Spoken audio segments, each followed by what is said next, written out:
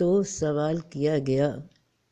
کہ کس طرح نبی پاک صلی اللہ علیہ وآلہ وسلم کا مرید بنا جائے، کیا کیا جائے کہ قرآن کو امام بنا لیا جائے اور اللہ سے رابطے میں رہا جائے ہر وقت۔ ایسا ہی ایک سوال لے کر میں ایک دن داتا دربار وہاں چلی گئی۔ میرے دل میں ایسا ہی سوال تھا، تو میرے دل میں ایک بات آئی کہ حضرت داتا گنج بخش رحمۃ اللہ صاحب فرماتے ہیں کہ جس نے میرے یہاں پر آستانے پہ آنا ہو فاتحہ پڑھنے، تو پہلے وہ جائیں پیر مکی، میرے پیر کے وہاں پر پہلے فاتحہ پڑھیں، پھر ادھر آئیں۔ وہ بھی تقریباً ان کے دربار سے کچھ ہی فاصلے پہ پاس ہی ہے، تو میں پہلے وہاں چلی گئی اور دل میں یہی سوال تھا میرے کہ کس طرح سے یہ سارا ہو سلسلہ اللہ کا قرب کا۔ تو جب میں پیر مکی پہنچی وہاں میں نے فاتحہ پڑھی اور دل میں وہی سوال تھا، خاموش تھی، ادھر ادھر لوگوں کو آتے دیکھ رہی تھی، عورتیں مرد بچے آ رہے ہیں جا رہے ہیں۔ تو میری اچانک نظر پڑی جو ان کے پیر مکی کے دربار ہے نا، ان کے اوپر جو دیوار تھی وہاں پر لکھا ہوا تھا، یعنی کہ ایک تختی بڑا سجایا ہوا تھا سنگ مرمر پہ کہ درود شریف لکھا ہوا تھا، اور یہ آیت لکھی ہوئی تھی کہ بے شک اللہ اور اس کے جو فرشتے ہیں وہ رسول پاک صلی اللہ علیہ وآلہ وسلم پر درود بھیج رہے ہیں، تو اے ایمان والو تم بھی ان پہ درود بھیجا کرو۔ وہاں میں نے یہ پڑھا، بس ٹھیک ہے، اور پھر میں نے درود پڑھا اور وہاں سے میں آ گئی داتا صاحب۔ اب وہاں میں نے فاتحہ پڑھنی تھی۔ جب میں نے وہاں فاتحہ پڑھی اور ابھی بھی سوال میرے دل میں ہی تھا یہ والا، جیسے مجھے جواب نہیں ملا، پھر میں نے وہاں جب داتا صاحب پہنچی وہاں فاتحہ پڑھی، تو پھر وہاں پر بھی مجھے وہاں پر جہاں میں بیٹھ گئی یہ پڑھ رہی تھی،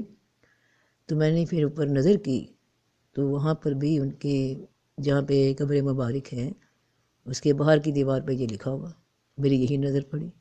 اسی آیت پہ کہ اے ایمان والو بے شک اللہ اور اس کے فرشتے نبی پاک صلی اللہ علیہ وآلہ وسلم پر درود پڑھتے ہیں تو تم بھی پڑھا کرو۔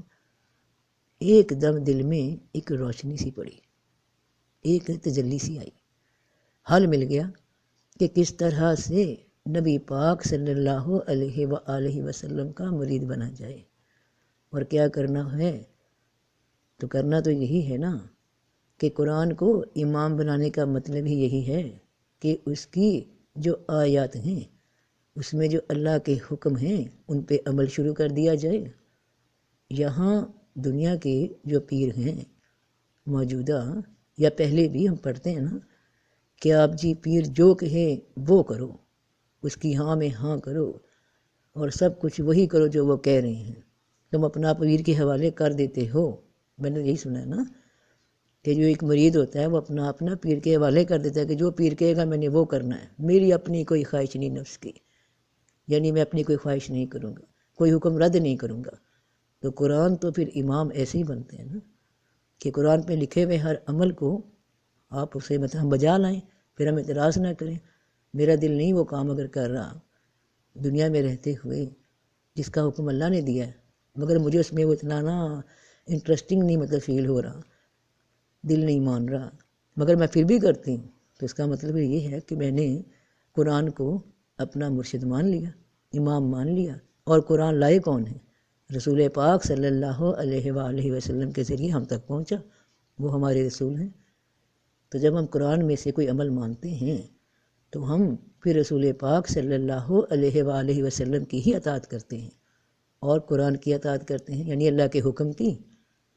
تو اس طرح سے یہ پہلا ایک سٹیپ ہے جو ہم اٹھاتے ہیں۔ تو اس سے آگے کے جو سفر ہیں انشاءاللہ وہ پھر انسان پہ آسان ہو جاتے ہیں۔ اللہ تعالیٰ خود وضاحت انسان کو کرواتا رہتا ہے، کسی بات سے کروا دی، کوئی بات سنوا دی، کوئی ایسا مشاہدہ کروا دیا جب انسان دیکھے نا کہ آپ اچھے راستے پہ جا رہے ہیں تو پھر اچھا ہی نتیجہ نکلنا ہے۔ انشاءاللہ اس سے آگے بھی بات ہوگی، مزید ہوگی اس سلسلے میں